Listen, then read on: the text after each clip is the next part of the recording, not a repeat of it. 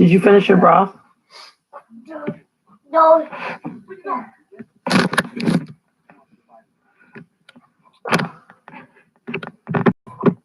Hi, my name is Tashina Bowman. Mom?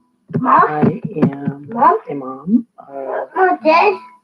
Yes, I'm a mom of 7 boys. The oldest is 23. The youngest is 3. I prefer she, her from pronouns. And besides being a full-time student, I do seasonal work for H&R Block, and I drive for Uber and Lyft and shop for Instacart.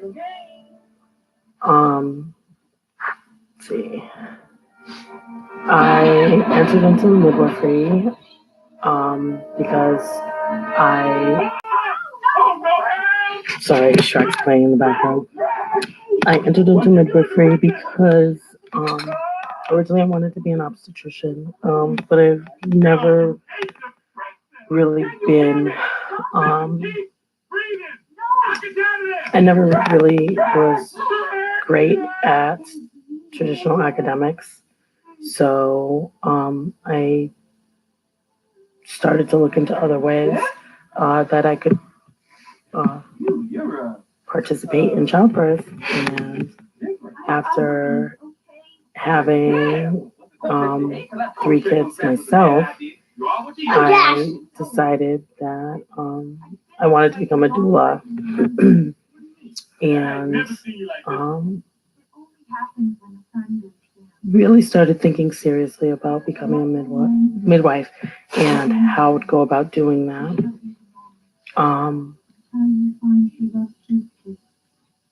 When I had my first 2 kids, it was in the hospital, and I had midwives, but they were in hospital at home, and being able to have your child at home, being in your own space and your own smells, and being able to walk outside when you wanted to.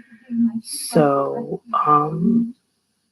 once I had my 3rd child, I was pretty solid on what I wanted to do with my midwifery, but I really wanted to try to provide home birth. Mom. Hold on one second.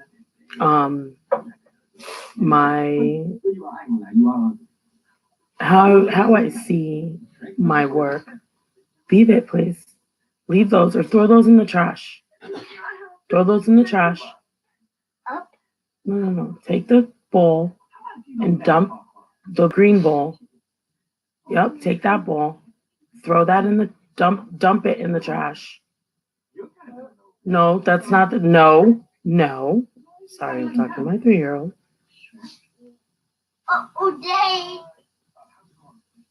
Okay, can you hold on a minute? Okay, let Mama finish. Sorry. I want to provide home birth options for women of color. I've spoken with a number of women of color who would prefer to have their baby at home with a woman of color, and have asked me to attend their births. Careful, please. I'm not quite at a point where I'm able to do that. So I'm hoping that as I go through this class, I'll be able to get an apprenticeship that allows for that. I have been an apprentice for 4 years, from 2012 until 2016. Unfortunately, it was with a midwife who wasn't certified. She was a traditional midwife, and so I couldn't get any of those births signed off on. And I feel like,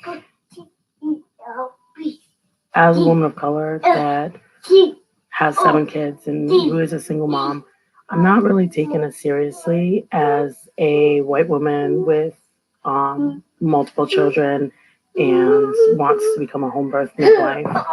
Are you serious? Don't do that. I feel like Even when I was pregnant with my first two kids, I didn't even know home birth was an option. And come to find out, I knew a lot of the midwives in the area. And I believe that a lot of them knew I was pregnant and never offered me home birth as an option. Um, and so I really feel like I just want it to be more accessible. And the thing that I find out is that, and where I feel stuck, is that I don't really know how to make that accessible because, insurance doesn't cover it in Massachusetts. And that means that women are having to pay out of pocket, which automatically causes issues. I've actually had midwives who had said if I found somebody, they would, be there, and so that they could have me there. And it seems like at the end of the day, cost is constantly an issue. And so I really want to figure out how I can make this accessible because it is women of color, especially low income women of color. Even though we know that women of color in general, regardless of education, are and their babies are dying at higher rates.